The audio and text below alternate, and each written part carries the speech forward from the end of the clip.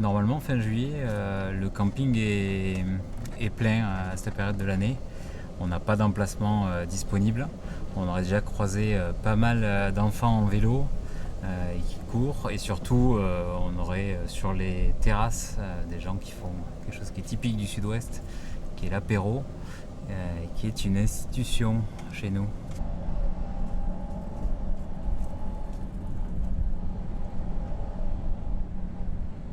L'évacuation s'est bien passée, ça a été assez rapide, hein. On a évacué 1200 personnes en 30 minutes.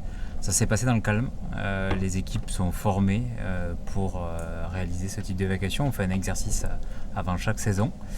Et voilà, malheureusement, ça a été, même si on avait prévenu les gens pour qu'ils se préparent, on se rend compte qu'ils ont laissé un certain nombre d'affaires. Mais on a prévu de leur renvoyer leurs affaires dès qu'on aura le temps de le faire.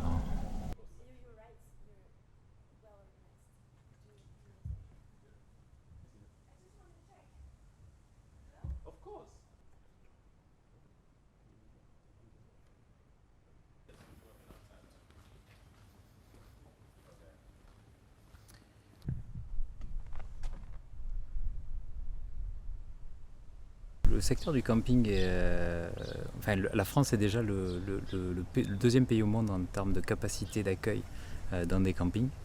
Et c'est vrai qu'il y a peut-être presque un art de vivre au camping à la française, surtout au bord de l'océan.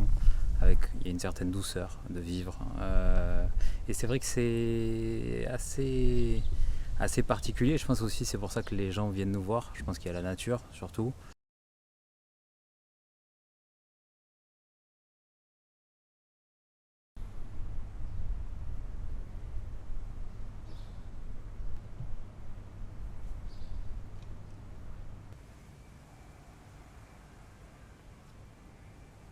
Moi, je pense que le secteur de l'hôtellerie de plein air, donc du camping, est certainement le secteur le plus résilient en France.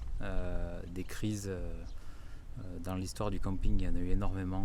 C'est vrai qu'aujourd'hui, c'est plus compliqué et ce facteur-là, on en tient de plus en plus compte. Pour autant, le secteur a toujours réussi à s'adapter. Et je suis convaincu qu'il va réussir à s'adapter, il n'y a pas de problème là-dessus.